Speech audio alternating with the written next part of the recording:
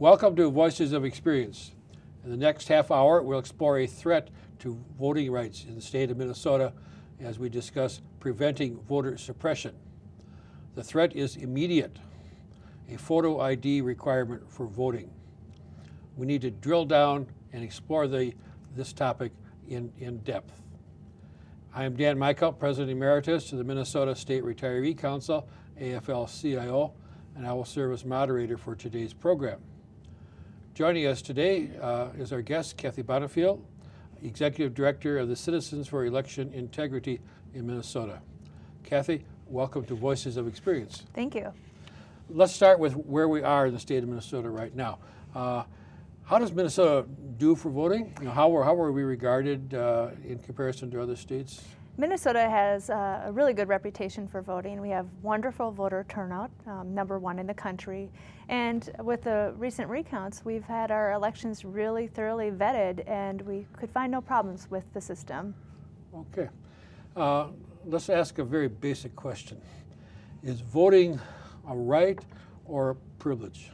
Voting is definitely a right. And if you just look at a number of the amendments in the U.S. Constitution, you'll see the first words of those amendments is the right to vote, not the privilege to vote. And if it were a privilege, that would imply what?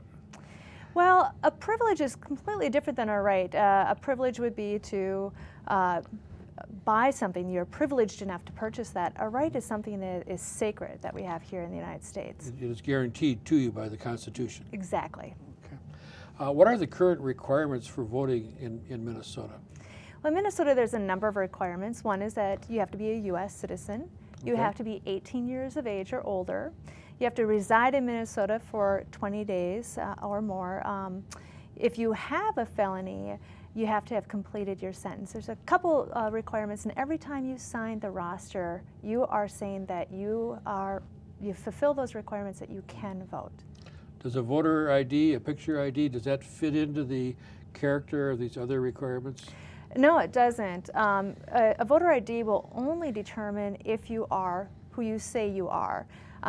We learned that there are some problems with felons who vote, but your criminal status isn't on your ID. So a photo ID will not document that you fill all the requirements to vote.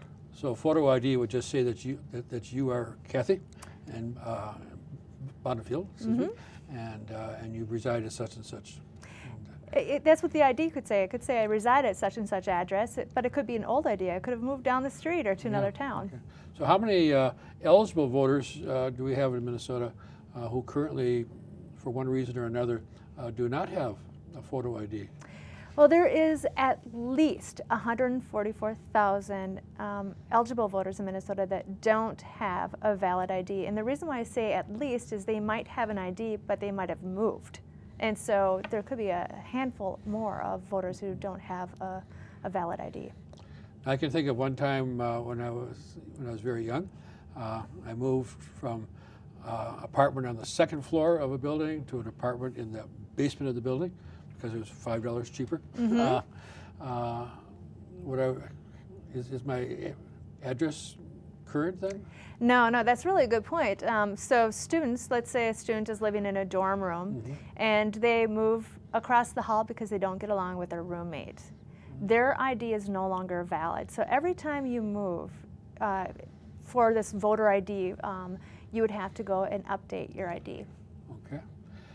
Now, photo ID is used in part of our lives.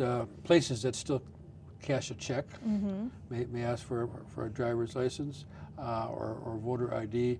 If you're boarding a plane, you may be asked, but that's privileges. I mean, those are privileges. You're privileged to cash a check. You're privileged to board the plane. That's not guaranteed in the Constitution. It's completely true. In fact, I'll tell you a quick story. There was a woman who wanted to go and get an ID in Wisconsin. She had $14 to her name. She walks in to the DMV, Department of Motor Vehicles in Wisconsin, and saw that an ID cost $28. She did not have money, more than $14. She didn't have the privilege of having a checking account. She didn't have the privilege of walking to an ATM machine and getting an ID. She walked out, and it was a nonprofit that actually told her, no, you can get a free ID, and she turned around and got one. So those are privileges that the cashing the check, the boarding of the plane, they're not rights. Yeah. And that raises a whole issue of, is a voter ID a poll tax, which is specifically forbidden, I mean, to pay a tax in order to go to the polls in order to vote, and that is specifically forbidden in national elections by the Constitution. Yep. So the title of this program is Preventing Voter Suppression in Minnesota. What does the word voter suppression actually mean? Well, voter suppression can be hidden in many ways. So preventing voters from getting into the precinct, preventing them from voicing their opinion, is suppressing their vote, suppressing the community in making decisions. Yeah. So we're trying to avoid this bad situation from happening. Exactly, exactly. So, okay, Kathy, you are the Executive Director of the Citizens for Election Integrity in the state of Minnesota. What exactly does the Citizens for Election Integrity do? Citizens for Election Integrity in Minnesota was founded after 2004. We went to Ohio to observe the recount there. Our first work was to make sure that there's post-election audits in Minnesota, and that is confirming the ballots that go in the machines reflect the machine tape. Okay. So we do that. We advocate for verifiable, transparent elections. Do you have a website? Yes, it is www.ceimn.org. Okay, and that will be appearing on our screen from time to time. Good. During the program. How did you get involved in the field of voting integrity? I observe elections in other countries, and I do that with the Organization for Security and Cooperation in Europe. I see that I've learned from those observations how to have people observe elections here in Minnesota. And I work for solutions to problems, not problems. So we want to have thoughtful solutions here in Minnesota. Okay. So I keep, in my own mind, I keep coming back to this word integrity. How would you define election integrity? Election integrity is allowing all eligible voters access to the polls. Okay. Not putting up barriers that make no sense, preventing eligible voters from going to the polls. So do we have some built-in safeguards right now in the area of election integrity? Yes, there's a number of safeguards, and we'll post some up on our website. But the safeguards include checks before people go to the polls. So if your name is in the roster, county auditors will review that to determine if you're an eligible voter. On election day, many of the people that register to vote do use a form of identification. Sometimes it's a passport, and a passport would not have been allowed as an ID with the bill that was vetoed by the governor. But also, you can have your friend or a neighbor or someone who knows you verify that you are who you say you are and you live within that precinct. So you mentioned the bill that was vetoed by the governor. So we do not have this issue on the ballot in 2012 as a result of the 2011 legislative session. But what do you fear, or what do you anticipate? Well, I definitely fear that there's going to be proposals for a photo ID requirement to vote, and that they might even make it as a constitutional question that voters will have to determine whether or not we can have a photo ID requirement. And what I think is really important is that a lot of people they haven't read the bill. They don't know that there was only 3 IDs that would be possible to use. So you couldn't use your passport, you couldn't use your student ID, and if you had a Minnesota state issued ID card and you moved, it's no longer valid. So if it comes back in the 2012 legislative session, it could get passed as a ballot measure, in which case it would not go to the governor. It would not go to the governor, it would bypass the governor, and it would then be up to Minnesota voters to determine whether or not we should have a photo ID requirement. Okay. Speaking of requirements, in Minnesota we have same-day registration system. Could you explain what that is, and then comment perhaps about, on other states if they use that system or a similar system? Yeah, Election Day Registration, or EDR, has been in place in Minnesota for almost 4 decades.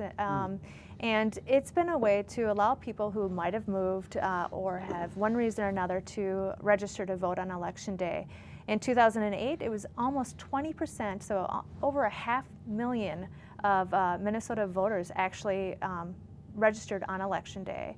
It's a great, great way of allowing people to have access to the polls, eligible voters again. So what would happen to same-day voter registration? If it were to be passed? Yeah. Well, it would definitely suppress voters. I'm thinking specifically of college students who use their student ID and other supporting documentation to vote.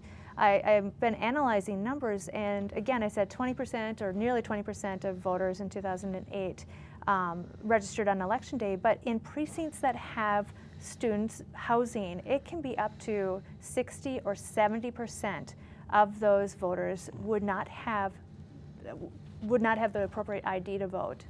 So the same-day voter registration, you said, has been around for four decades? Nearly 4 decades. Oh, okay. So, and again, it's not unusual to have about 20% during a presidential election to have that many people do that. So I'm sure there's a lot of Minnesotans, if you walk up to them and you ask, have you ever registered on Election Day? I would guess a number of them have. I'm thinking right now of my brother who lives in the state of Michigan, and he moved a short time before election. I think it was in 2010, or perhaps it was 2008. But anyways, from the time that he moved and to his new address in a different community, and the system that they had there, he couldn't vote. He could not vote, and he was highly irritated. But that was the laws of another state. In the state of Minnesota, we have this.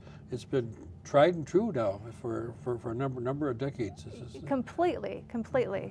Okay, we've had 2 attention-grabbing elections in Minnesota in recent years. In 2008, Senator Al Franken was elected by 312 votes, and in 2010, Mark Dayton was elected governor. He had 43.6% of the vote. His 2 opponents had 43.2 and 12.9. I think his actual vote number is about 9,000 votes. Very, very close election, and very, very important election as well, as all elections are. As a result of these 2 really attention-grabbing elections, did Minnesota make any changes in its election reporting system? We did make a change after the 2008 election, and that was the problem that we learned about was absentee ballots weren't processed consistently the same way in Minnesota. So absentee ballots no longer go to the precincts to be processed there. There's something called an absentee ballot board that is run by the county auditor, and they process them. The other thing that's really great about this new system is that if you don't complete your absentee ballot form correctly, the county auditor will contact you and say, this isn't going to be counted. You can refill it out. It isn't like you're voting twice. They're giving you a chance. And this is a check and balance that we didn't have in the past. It was either accepted or rejected. And that I think is wonderful that it's being done consistently across the state of Minnesota. Okay, so that might even be considered inside baseball to watchers of elections. But I want to get back to this driver's license thing again. That's still in my mind. If you are a convicted felon, does that say that on your driver's license? There is not one single government-issued ID that has your criminal status on it. So no, it's not on your Minnesota state ID card or your driver's license. Okay. Now let's